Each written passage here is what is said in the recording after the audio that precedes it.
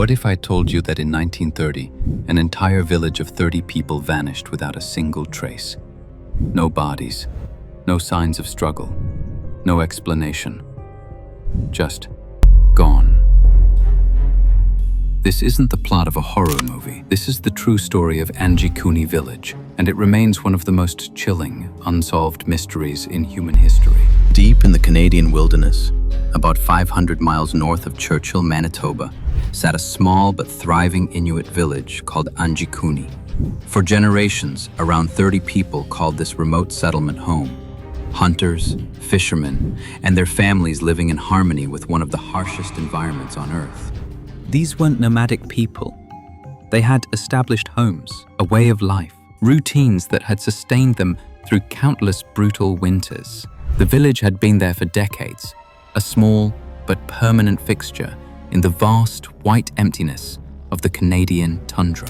But in late November 1930, fur trapper Joe Labelle was making his usual rounds through the territory when he decided to stop at Anjikuni, a village he knew well, where he'd always been welcomed with warm food and friendly faces. What he found there would haunt him for the rest of his life.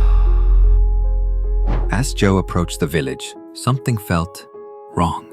The usual sounds were missing. No voices calling out. No children playing.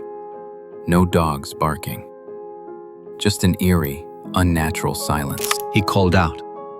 No response. He walked through the settlement, and what he saw defied all logic. Every single cabin was empty. But here's where it gets truly bizarre. Meals were still sitting on tables, half-eaten. In some cabins, food was still hanging over fire pits, meals that had been in the middle of being prepared. Personal belongings were scattered around as if people had just stepped outside for a moment. But they hadn't stepped outside. They were gone. All of them. Joe found something even more disturbing. The village's sled dogs, essential for survival in this climate, were all dead. They had starved to death, still chained up. These people would never have abandoned their dogs. Never. But the most chilling discovery was yet to come. Joe noticed the village cemetery looked different. When he investigated, he made a discovery that still gives experts nightmares to this day. Every single grave had been opened. Not ransacked or destroyed, carefully opened. And they were completely empty. The bodies of the village's ancestors, people who had been buried for years, maybe decades, gone. A man who had spent his entire life in these harsh conditions, a man who feared nothing the wilderness could throw at him, was so terrified that he immediately traveled 500 miles back to Churchill to report what he'd found. The Royal Canadian Mounted Police launched an immediate investigation. What they found only deepened the mystery. There were no signs of struggle anywhere in the village. No blood, no broken items, no evidence of violence. It was as if 30 people had simply decided to walk out into the -40-degree wilderness and vanish. But that's impossible. No human being can survive in those conditions without proper preparation. And these people had left everything behind. Their warm clothes, their food, their survival equipment. Search parties scoured thousands of square miles of frozen wilderness. They found nothing. Not a single footprint leading away from the village. Not a piece of clothing.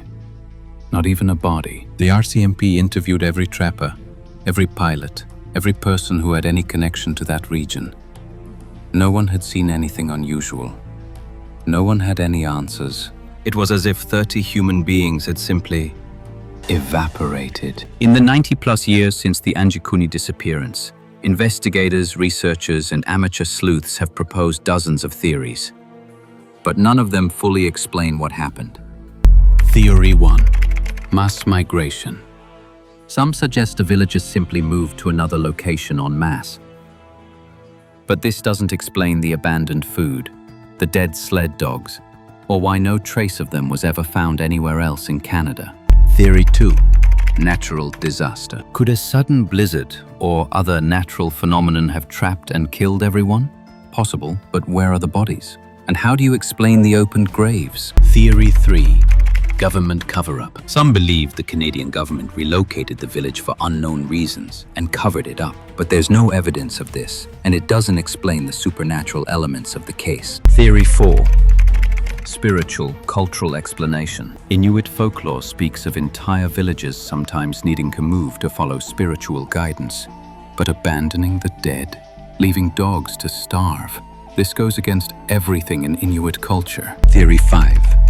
The unexplained. And then there are the theories that venture into the truly unexplained.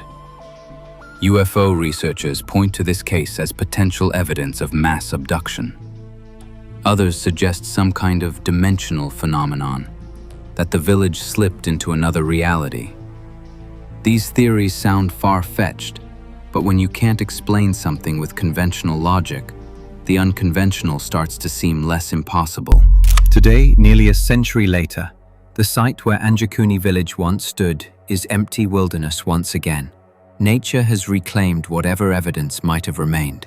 But the questions persist. What could make 30 people abandon everything they owned, everything they needed to survive, and disappear without a trace into one of the most unforgiving environments on Earth?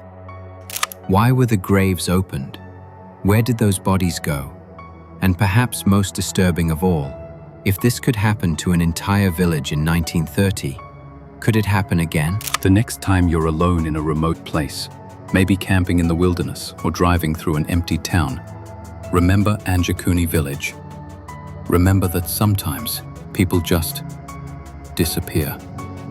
And sometimes we never find out why. What do you think happened to the people of Anjikuni Village? Let me know in the comments below. And if you want to hear more unsolved mysteries that will keep you awake at night, make sure to subscribe and hit that notification bell, because the truth is out there. We just haven't found it yet.